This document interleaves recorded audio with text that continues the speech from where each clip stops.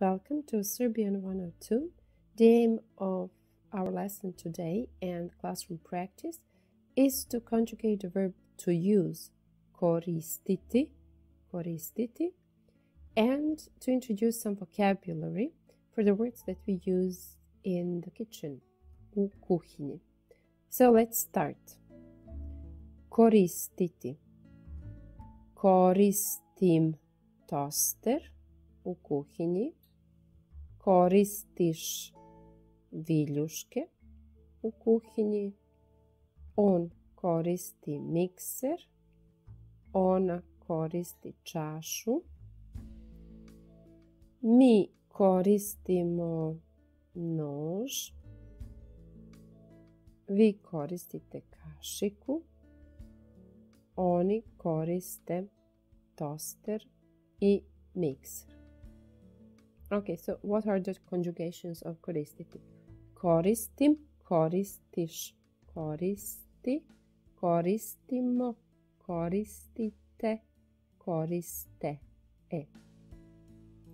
Okay, so let's introduce now this verb with the object, and because it's the direct object, we'll need the accusative case. So let's talk first about singular.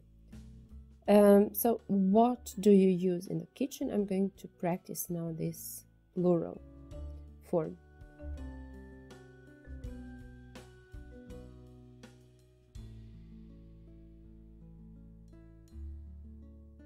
U kuhinji koristimo čašu,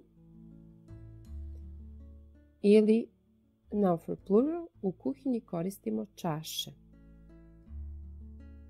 Toster, u kuhinji koristimo toster, ili u kuhinji koristimo tostere. U kuhinji koristimo viljušku, ovo je viljuška, ili u kuhinji koristimo viljuške. U kuhinji koristimo šolju, ili u kuhinji koristimo šolje. Mikser, ovo je mikser. U kuhinji koristimo mikser, ili u kuhinji koristimo miksere. Ovo je nož, a ovo je kašika. Znači kašika, koristimo kašiku, ili koristimo kašike. I na kraju imamo nož, ovo je nož. U kuhinji koristimo noževe.